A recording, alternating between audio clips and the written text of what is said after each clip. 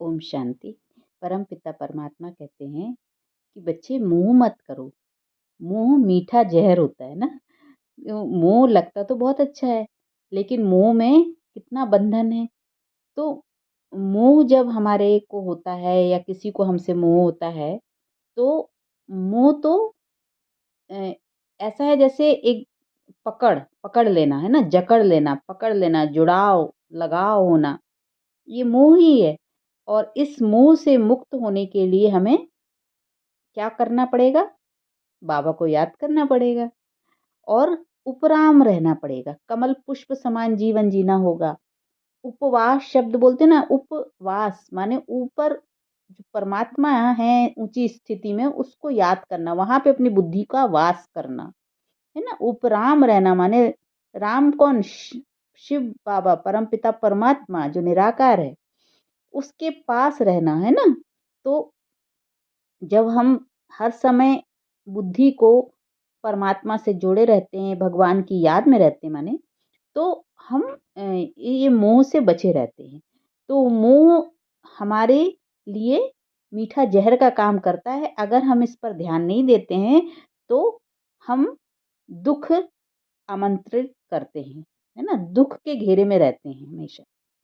और प्रेम जो है वो सुख देता है, लेकिन प्रेम देहधारियों से तो नहीं मिलेगा, वहां तो मोह है ना। क्योंकि देह जहां सोचा तो देह के साथ तो क्या जुड़ा है? विकार जुड़े हैं है ना। काम क्रोध लोभ मोह अहंकार ईर्ष्या राग द्वेष आलस्य वासना। और जब आत्मा समझा तो आत्मा जो परमात्मा के गुण है वही आत्मा में भी है। तो वो प्रेम सुख शांति आनंद शक्ति पवित्रता ज्ञान ये है। तो यहाँ पे प्रेम है आत्मा में, और उधर पे देह जब समझा तो मोह है। तो रिश्ते नाते संबंधों में व्यवहार में जब हम आते हैं तो वहां तो मोह होता है। और क्योंकि सब देह भान में होते हैं, तो इसी मोह से निकलने के लिए हमें पुरुषार्थ करना होता है। तो पुरुषार्थ करने के लिए सबसे पहले क्या करना होगा? बाबा को याद करना होगा, परमात्मा को याद करना होता है। तो परमात्मा को याद करने के लिए अ, हमें अपने को आत्मा समझना होता है।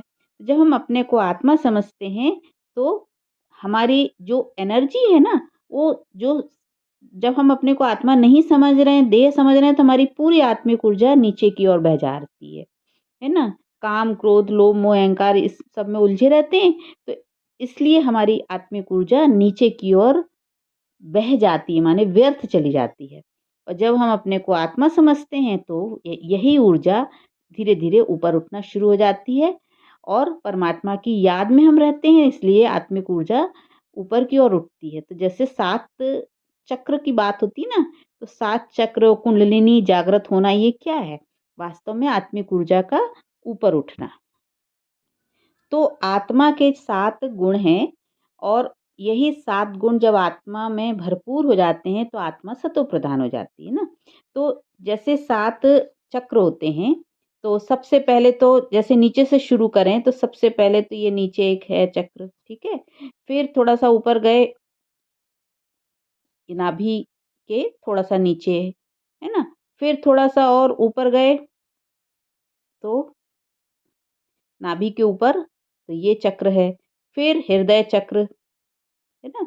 और फिर हृदय चक्र के बाद विशुद्धि चक्र जो गले में है, और फिर मस्तक में है जो वो आज्ञा चक्र, और फिर ये सहस्त्रार चक्र। ठीक है, तो इस तरीके से 7 चक्र है ना।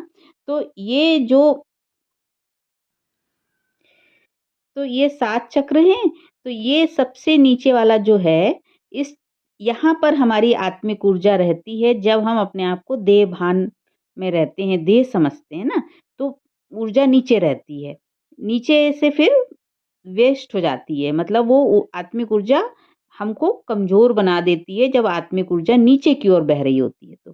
तो ये है जो है चक्र, ये है मणिपुर चक्र।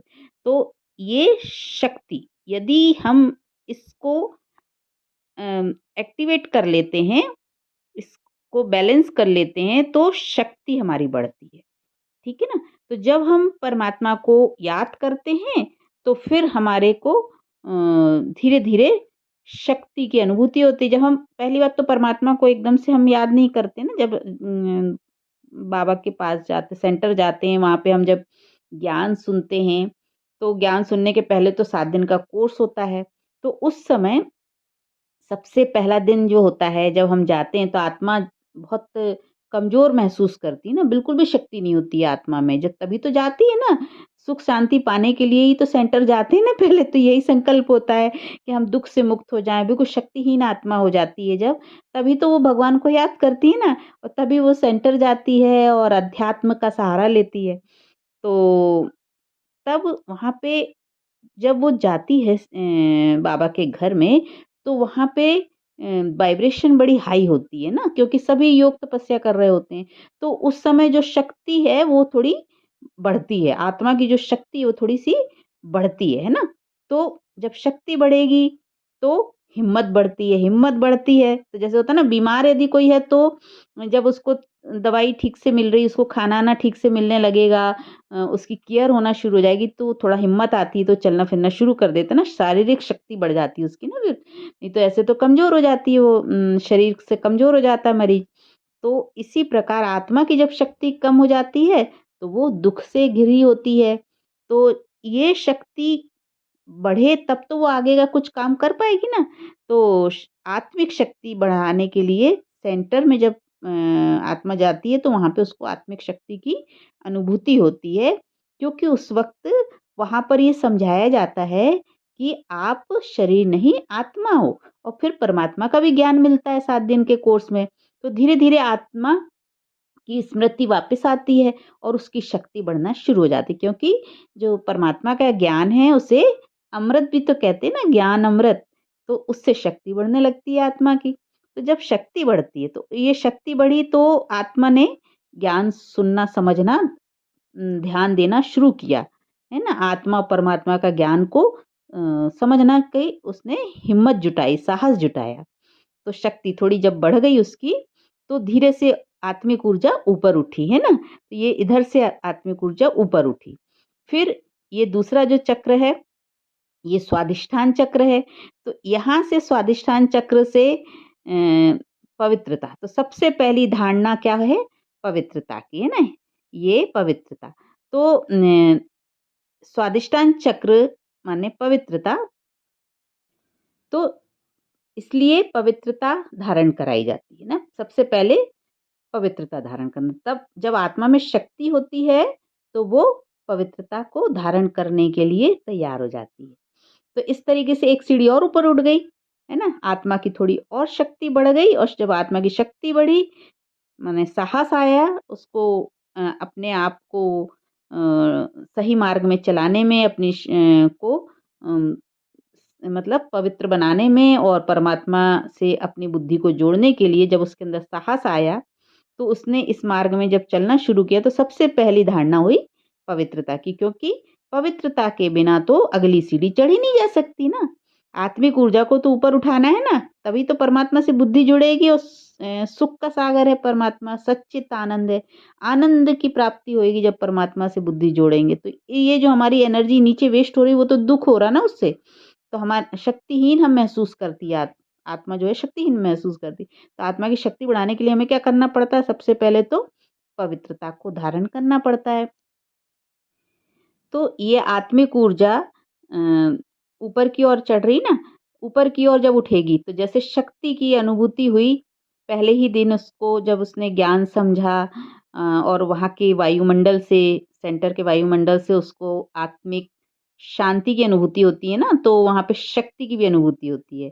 जैसे कोई मरीज होता है तो उसको अस्पताल में भर्ती कर दो तो उसको थोड़ी हिम्मत बढ़ती कि हाँ, अब हम ठीक हो जाएँगे ना। उसके अंदर शक्ति बढ़ने लगती ना, और उसको फिर दवाई मिल जाती है, दवा मिली और उसको थोड़ा-सा कुछ खिचड़ी भोजन वगैरह भी मिलता है, तो उसके शरीर में ताकत आ जाती है ना। तो इसी तरीके से आत्मा को थोड़ा भोजन मिलता है, तो उसके शरीर में आत्मा के अंदर मतलब शक्ति आ जाती ना। फिर जब शक्ति आए तो जैसे एक मरीज होता है, जब वो थोड़ी शक्ति आती, चलना-फिरने लायक हो जाता है, उठने लायक हो जाता है, तो वो स्नान भी करता है ना। तो बस ऐसे ही आत्मा की जब शक्ति बढ़ती है, तो वो पवित्रता को धारण करना शुरू करती है। तो ये अगली सीढ़ी जो है, ये पवित्रता की है। इस तरीके से धीरे-धीरे फिर है सुख, जब शक्ति बढ़ी और पवित्रता बढ़ी, तो फिर क्या होता है, सुख मिलने लगता है। जैसे कि एक मरीज़ होता है, तो वो जब शारीरिक रूप से बीमार होता है, शरीर से कमज़ोर हो जाता है, तो उसकी शक्ति नहीं रहती ना, तो फिर वो जब वो कुछ भोजन करता है और नहाता-धोता है, तो उसको थोड़ा-सा फ्रेशनेस लगती है, तो वो थोड़ा-सा अच्छा अनुभव करता है। तो इसी प्रकार से शक्ति और पवित्रता के आधार पे फिर वो उसको सुख की अनुभूति होती है। किसको? आत्मा को, है ना? आत्मा को सुख की अनुभूति हुई। फिर जब आत्मा को सुख की अनुभूति होती है, तो फिर ये मतलब है हृदय चक्र, है ना? तो यहाँ पे क्या है, प्रेम की अनुभूति होगी, तब फिर सब अच्छा लगने लगता है ना? प्रेम की अनुभूति हुई। तो सब कुछ अच्छा लगने लगा, वायुमंडल अच्छा लगने लगता है। ठीक है ना? तो फिर प्रेम की अनुभूति होएगी उसको, तो और अच्छा लगने लगता है, आत्मिक ऊर्जा और ऊपर उठने लगती है। अच्छा, प्रेम की अनुभूति कैसे हो रही है? क्योंकि वो जो वायुमंडल है, जहाँ पर योग हो रहा है, मेडिटेशन किया जा रहा है, जहाँ ज्ञान सुनाया जा रहा है, जहाँ पे ब्राह्मण पवित्र आत्माएँ हैं, उनके संपर्क में रहकर आत्मीयता की अनुभूति होती है, तो प्रेम अनुभव होता है, परमात्मा से प्रेम की अनुभूति होना शुरू हो जाती है ना। और जो दीदी लोग होती हैं, बहनें होती हैं, उ उनका भी मधुर व्यवहार जो होता है, उनसे भी प्रेम की अनुभूति होती है। तो इस तरीके से एक सीढ़ी और चढ़ गई आत्मा, माने कि पहले शक्ति ली, फिर उसने पवित्रता धारण करी, फिर सुख की अनुभूति हुई, तो और प्रेम बढ़ा, ठीक है ना? जब प्रेम बढ़ा, तो फिर क्या हुआ? फिर उसको सुकून मिला, शांति मिली, है ना? तो जब प्रेम बढ़ता है, तब फिर उसको शांति की बेफ़िक्र हो जाता है, वो थोड़ा-सा निश्चिंत हो जाता है, वो उसको पता है कि अब अच्छे वायुमंडल में हम आ गए, है ना? क्योंकि परमात्मा जो है वो सुख का सागर है, शांति का सागर है। तो आत्मा जब परमात्मा को याद करना शुरू कर देती है, परमात्मा का ज्ञान समझना शुरू कर देती है, परमात्मा को जानना शुरू कर देती है, उसको फिर शांति की भी अनुभूति होने लगती है।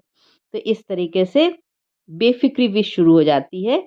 अब वो जानती है कि परमात्मा की छत्र छाया के नीचे हैं हम, इसलिए आत्मा शांति का अनुभव करती है ना। फिर जब शांति की अनुभूति हो जाती है ना? प्रेम, सुख, शांति ये सब अनुभव होने लगता है जब, तो फिर उसको ज्ञान अच्छा लगने लगता है ना? आत्मा को ज्ञान अच्छा लगने लगता है। फिर ज्ञान में रस आने लगता है, रोज़ मुरली सुनना, रोज़ ज्ञान का चिंतन-मंथन करना, है ना? फिर व्यर्थ से वो धीरे-धीरे छूट जाता है और ज्ञान ही उसको अच्छा लगने लगता है।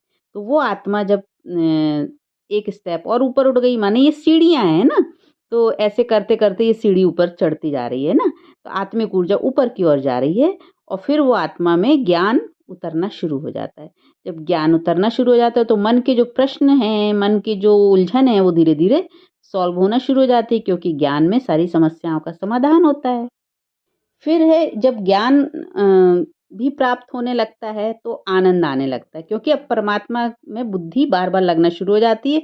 परमात्मा की याद में बुद्धि रहने लगती है ना, परमात्मा की याद में आत्मा आनंद अनुभव करने लगती है। तो इस तरीके से सबसे ऊपर सीढ़ी और चढ़ गई। अब इधर पे है परमात्मा ऊपर, परम धाम में परमात्मा, परम माने श्रेष्ठ है। तो परमात्मा की याद में है ना, तो ये समझिए कि जब आत्मा को ये परमात्मा में बुद्धि टिकने लगती है, तो वो इन 7 गुणों से भरपूर हो जाती है।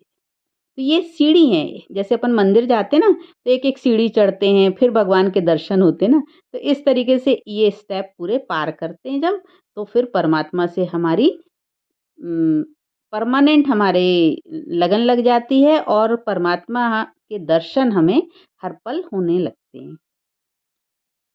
ओम शांति।